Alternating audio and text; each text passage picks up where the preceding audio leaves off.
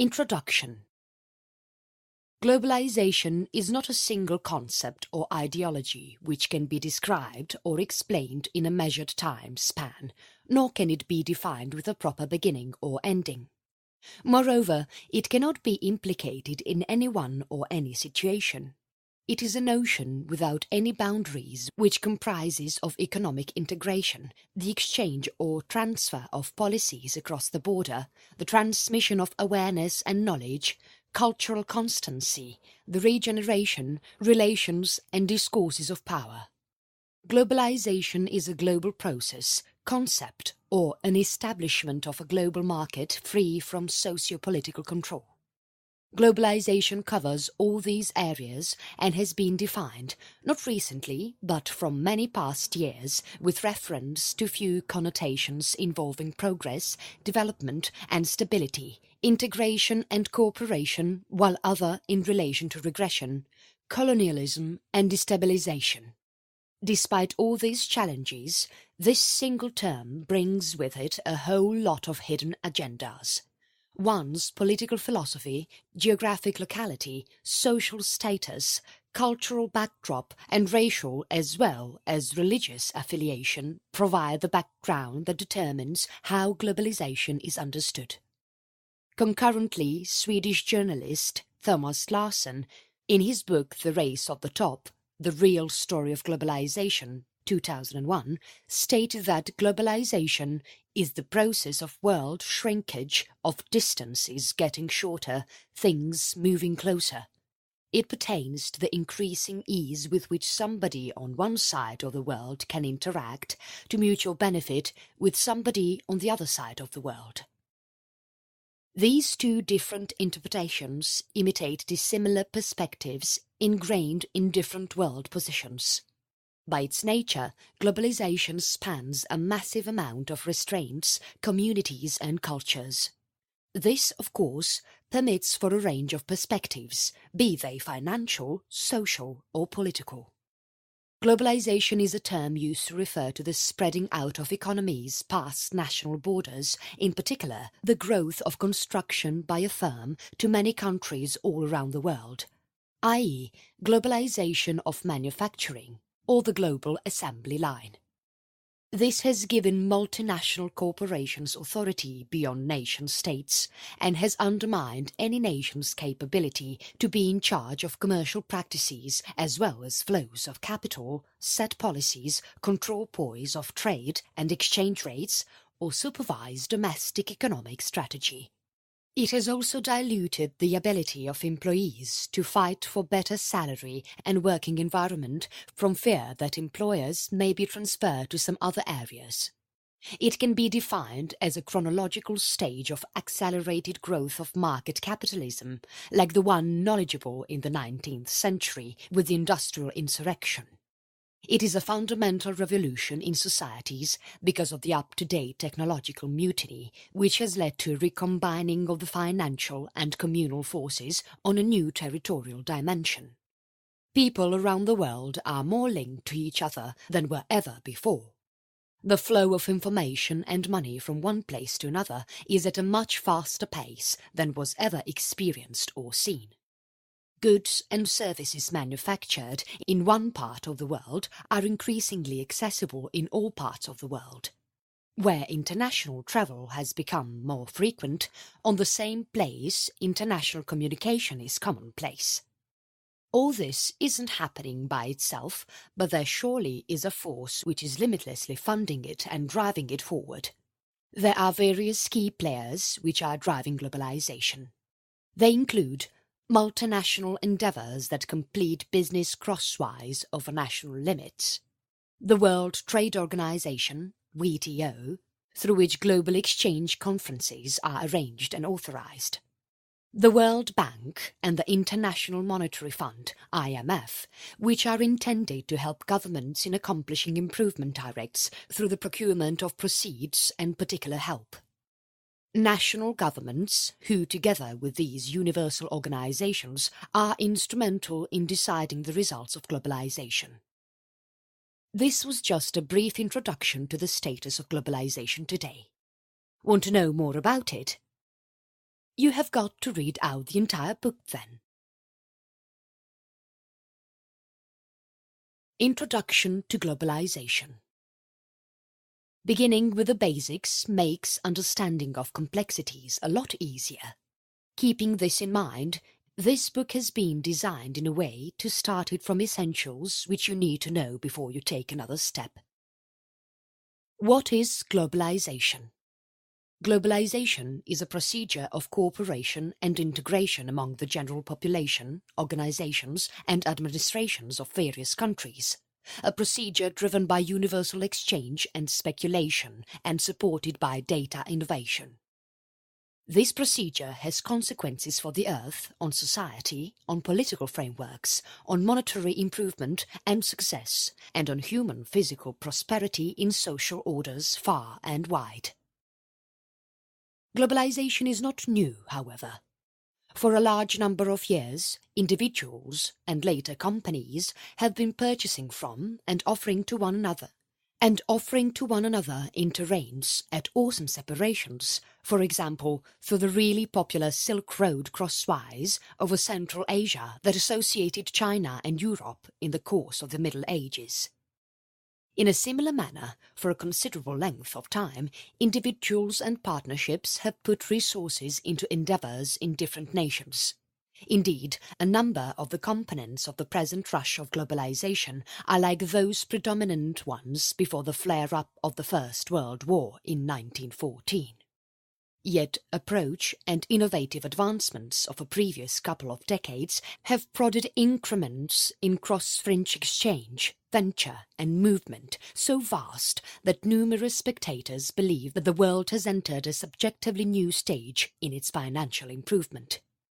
Since 1950, for instance, the volume of world exchange has expanded by 20 times, and from only 1997 to 1999, streams of outside speculation almost multiplied, from $468 billion to $827 billion.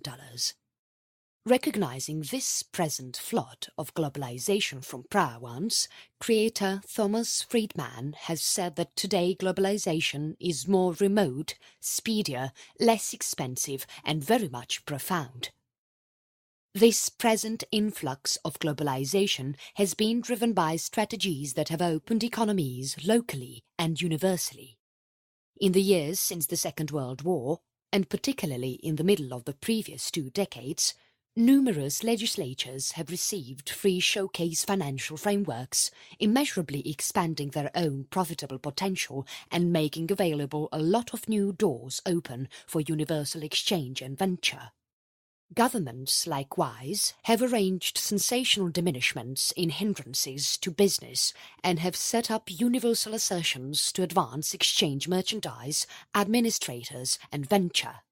Exploiting new opportunities outside business sectors, enterprises have manufactured remote industrial facilities and built up creative and showcasing courses of action with remote accomplices. A characterizing highlight of globalization, accordingly, is a worldwide modern and money-related business structure. Innovation has been the other vital driver of globalization. Propels in data modernization specifically have significantly changed a financial life. Data advancements have given a wide range of individual economic on-screen characters, customers, speculators, organizations, profitable new apparatuses for distinguishing and seeking after financial openings, including quicker and more educated investigations of financial patterns of the world, over simple exchanges of advantages and a joint effort with far-flung accomplices. Globalization is profoundly dubious. Nonetheless, promoters of globalization contend that it permits poor nations and their nationals to grow financially and raise their ways of life, while opponents of globalization claim that the making of liberated universal free market has profited multinational partnerships in the Western world to the detriment of nearby endeavours, neighbourhood societies and normal individuals. Imperviousness to globalization along these lines come to completion both at a famous and at an administrative level as individuals and governments attempt to deal with the stream of capital, work, products and thoughts that constitute the present flood of globalization. History of globalization. Globalization has a long history. Old Greek society, for occurrence, spread crosswise over quite a bit of southwestern Asia, northern Africa and southern Europe. The globalization of Greek society accompanied the victor Alexander the Great. Truth be told, there are urban areas named for Alexander in Iraq, Iskandaria, Egypt, Alexandria, and Turkey, Alexandria Troas. The Silk Road, an exchange course in the middle of China and the Mediterranean Sea, advanced the trading of thoughts and learning alongside exchange merchandise and sustenance, for example, silk, flavours, porcelain and different fortunes from the East. At the point when Europeans started setting up provinces abroad, globalization developed. Numerous early European pioneers were excited to convey the Christian religion to the districts they went by. The globalization of Christianity spread from Europe to Latin America through Christian teachers working with the neighborhood populaces. Globalization was accelerated in the 19th century with the Industrial Revolution as mechanical plants and production lines turned out to be more regular. Numerous organizations utilized crude materials from far-off terrains. They likewise sold their products in different nations. England's state in India, for the occasion, supplied cotton to British shippers and merchants. Madras, a light cotton fabric, was made in the city of Madras, now called Chennai, a noteworthy port in India. In the long run, Madras fabric was no more made in Madras by any stretch of the imagination.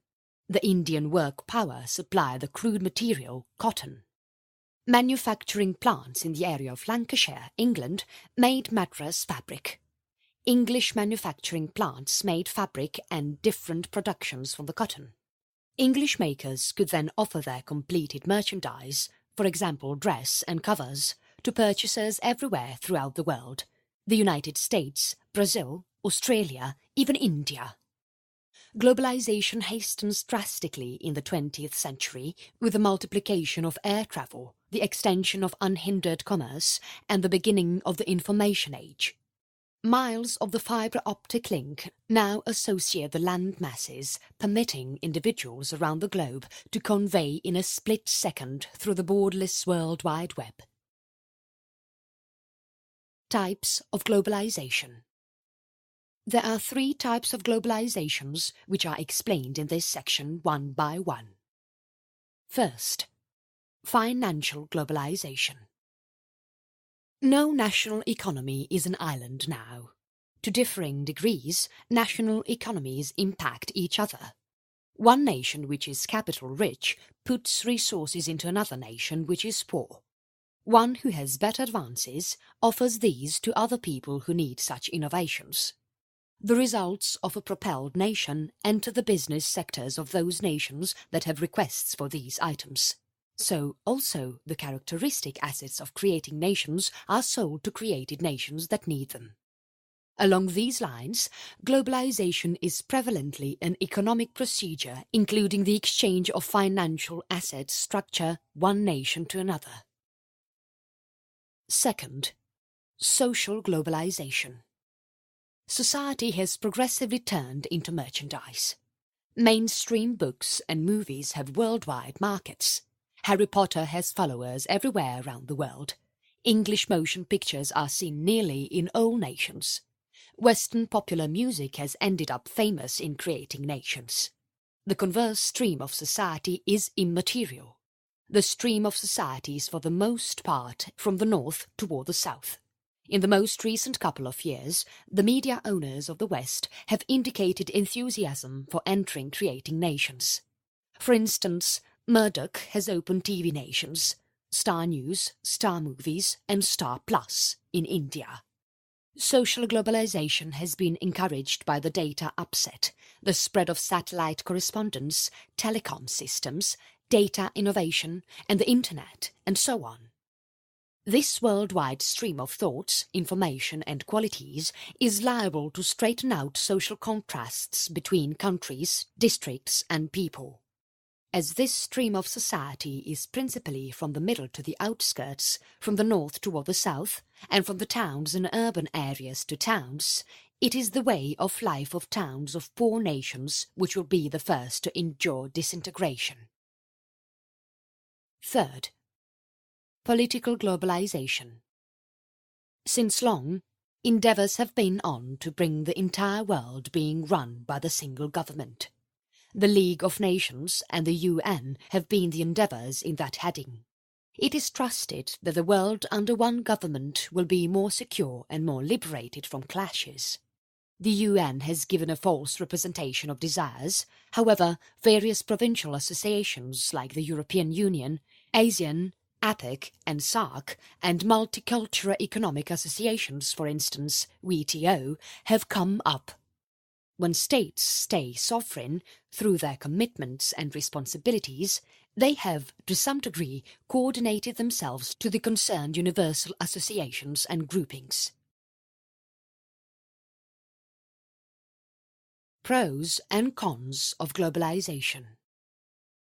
A narrative published in the Washington Post said, 20 years prior globalization was pitched as a methodology that would bring all watercrafts up in poor and rich nations alike. In the US, furthermore, European customers would have their pick of cheap things made by individuals great many miles away, whose pay was much lower than theirs. Also, in time, exchange obstructions would drop to strengthen significantly more multinationals' extension and financial increases, while geopolitical collaboration would prosper. There is no doubt that globalization has been something worth being thankful for some creating nations who now have entry to business sectors and can trade modest products. Globalization has furthermore been of use for multinational companies and Wall Street. Yet globalization has not been useful for working individuals, blue or cubicle, and has prompted the proceeding with deindustrialization of America. Globalization is entangled issue. It is important to assess the upsides and downsides before making any inferences. Pros. Supporters of globalization contend that it can possibly improve this world, a spot to live in and fathom a percentage of the profoundly situated issues like unemployment and poverty. First, unhindered commerce should decrease hindrances, for example duties, esteem-included charges, appropriations and different boundaries between countries. This is not genuine. There are still numerous hindrances to organised commerce.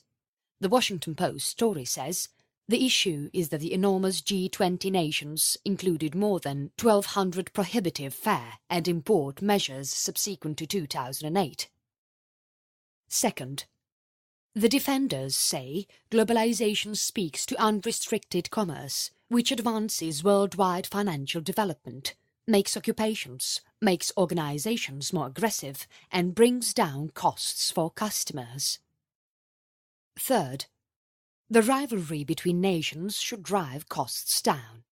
Much of the time this is not working since nations control their money to get a value advantage. Fourth, it additionally gives poor nations, through mixtures of remote capital and innovation, with the opportunity to grow financially. By flourishing, it makes the conditions in which majority rule system and admiration for human rights might prosper. This is an ethereal objective which hasn't been accomplished in many nations. Fifth, there is currently an overall business sector for organizations and buyers who have entry to results of various nations.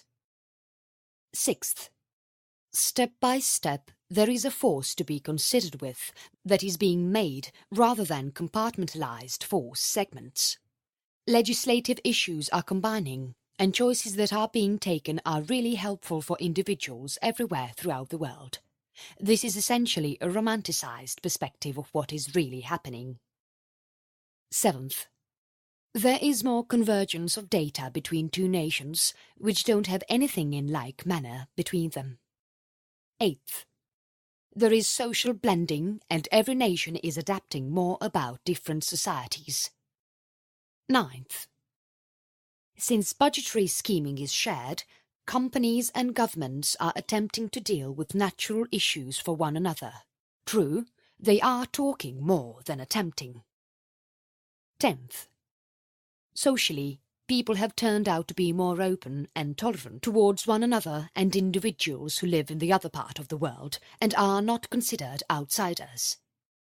11th, a great many people see rapid travelling, mass interchanges and efficient spread of data through the internet as advantages of globalization.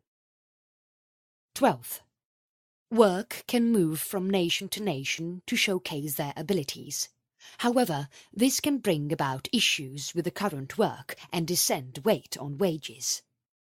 13th, offering innovation to creating countries will offer them some assistance with progressing. 14th, transnational organizations putting resources into introducing plants in different nations give vocation to the general population in those nations, regularly getting them out of neediness. 15th, globalization has given nations the capacity to permit to facilitate commerce understandings like NAFTA, South Korea Chorus and the TPP. Though authentic, however, these understandings have taken a toll the US numerous occupations and dependently built our exchange shortage. Cons. The general affirmation about globalization is that it has made the rich wealthier while making the non-rich poorer. It is brilliant for administrators, proprietors and financial specialists, however, hellfire on labourers and nature. Globalization should be about unhindered commerce, where all obstructions are dispensed with the existence of still numerous boundaries. For instance, 161 nations have esteemed included charges on imports, which are as high as 21.6% in Europe. The US does not have any such charges. The most concerning issue for created nations is that occupations are lost and exchanged to lower-cost nations. Workers in created nations, like the US, face pay cut requests from businesses that debilitate to fair employments. This has made a society of foreboding for some white-collar class labourers who have little influence in this worldwide amusement. Large multinational enterprises can abuse and impose as asylums in different nations to abstain from paying charges. Multinational partnerships are blamed for social bad form, uncalled for working conditions, counting slave work wages, living and working conditions, and also the absence of sympathy towards the environment, mismanagement of normal assets, and natural harm. Multinational partnerships, which were beforehand confined to business exercises, are progressively affecting political choices. Numerous think that there is a danger of companies controlling the world since they are picking up force because of globalization. Building items abroad in nations such as China puts innovations in danger of being duplicated or stolen, which is actually happening quickly. The counter-globalists likewise guarantee that globalization is not working for most of the world. Among the newest time of quick development in worldwide exchange and venture, 1960 to 1998, imbalance declined both globally and inside of nations. The UN Development Programme reports that the wealthiest 20% of the world's populace expend 86% of the world's assets, while the poorest 8% devour only 14%. Some specialists feel that globalization is additionally prompting the invasion of transmittable infections. Dangerous sickness like HIV, AIDS, are being spread by explorers to the remotest corners of the globe. Globalization has prompted abuse of work. Detainees and youngster labourers are utilised to work in harsh conditions. Well-being norms are overlooked to deliver shabby merchandise. There is likewise an expansion in human trafficking. Social welfare plans, or security nets, are under incredible weight in created nations on account of shortfalls, occupation misfortunes, and other financial implications of globalization. Globalization is a monetary tidal wave that is clearing the planet. No one can stop it. However, there are numerous things which can be done to back it off and make it more impartial. What is missing? Authority. People require government officials as they are not willing to stand up to the con artists. One of the most serious issues is that 7 of exchanging accomplices control their economic forms to increase unjustifiable cost advantage which expands their fares and declines their imports. This is unlawful under WTO authorities, so there is a sound legal premise to put some sort of duty on their fares until they quit deceiving. Adjusted trade. Most of the exchanging collaborators can adjust their exchange spending plans and even run an excess. People have not endeavoured to adjust their exchange spending plan and have run a shortfall for over 30 years, bringing about an $11 trillion deficiency. The exchange shortage is the single greatest employment executioner in the economy, especially producing occupations. They require the legislature to build up an arrangement to start to adjust the exchange shortage, despite the fact that this is not a political need in either party. Exchange agreements. Both the NAFTA and the South Korean Chorus exchange understandings may have been useful for Wall Street and the multinational companies, yet they wiped out jobs in America and extended the exchange deficiency. The up-and-coming Trans-Pacific Trade Agreement will do likewise, and Congress must not quickly track this awful assertion for 12 reasons. Authorizing the standards. China disregards exchange principles and WTO laws with total surrender. Other than coin control, they finance their state-claimed organizations to focus on the business sectors and give subsidizing to their state-possessed organization that dump their items in America. They additionally take the advances, offer fake adaptions of the items, and force taxes and different obstructions at whatever time they need, as people don't do anything to stop them. China should not be on the most supported country rundown and have to assess their fares to them until they stop these unlawful exercises. What is useful for undeveloped nations, similar to Kenya, or nations with enormous development, similar to China, has not been useful for American labourers. Globalization is deindustrializing America as they keep on outscoring both assembling manual and clerical employments. Supporters of globalization have put forth the defense that it is great since it has brought low-valued imported merchandise, yet they have not coordinated the decay of wages in the white-collar class and won't counterbalance the loss of numerous family wage employments. Globalization is similar to being overpowered by a snow torrential slide. You can't stop it. You can just swim in the snow and would like to remain focused. One might want to make the contention that the US ought to invest significantly more energy to swim in the snow and keep focused. You can't stop globalization, yet there are numerous arrangements and techniques you can use to make it more even-handed. You can authorize the exchange laws, constrain the opposition to play by the same guidelines, and quit giving the rivals the apparatuses, innovation and R&D. To at last win the worldwide war. Impact of globalization in developing countries. This chapter will talk about the advantages and disadvantages from the perspective that globalization made in the developing nations in the 3 imperative fields.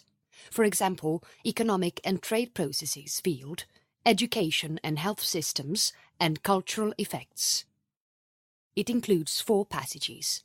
In Passage 1, the advantages and disservice of globalization in the economic and trades processes fields will be examined.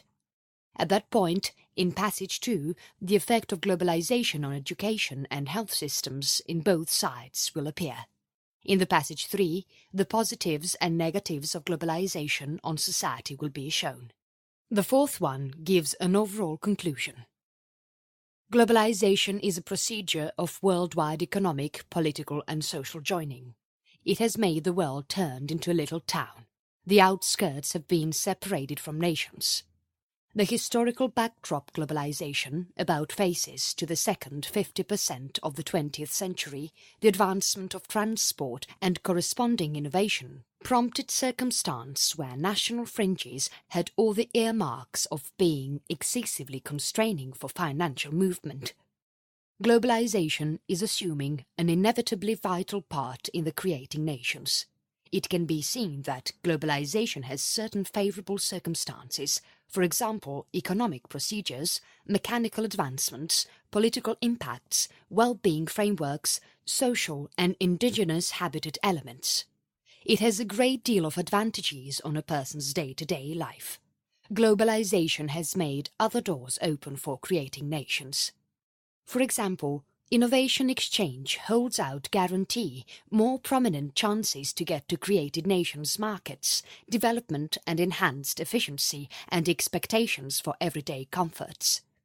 Be that as it may, it is not genuine that all impacts of this marvel are sure. Since globalization has likewise raised new difficulties, for example, ecological decays, unsteadiness in business and budgetary markets expand imbalance crosswise over and inside of countries. This chapter assesses the positive and negative effect of globalization on creating countries in the accompanying extents. First, economic and trade processes. Second, education and health systems. Third, culture effects. Economic and trade processes. Globalization offers developing nations to manage the financial development taking place in the rest of the world. Previously, developing nations were not ready to tap into the world economy because of exchange boundaries. They can't have the same monetary development that created nations had. Be that as it may, with globalization, the World Bank and international management urge developing nations to experience market changes and radical changes through expansive credits. Numerous developing countries started to find a way to open their business sectors by uprooting duties and free up their economies. The created nations could put resources into the developing countries, making openings for work for the poor individuals. For instance, fast development in India and China has brought on world neediness to diminish. It is clear to see that globalization has made the connections between created nations and developing countries more grounded. It made every nation rely upon another nation.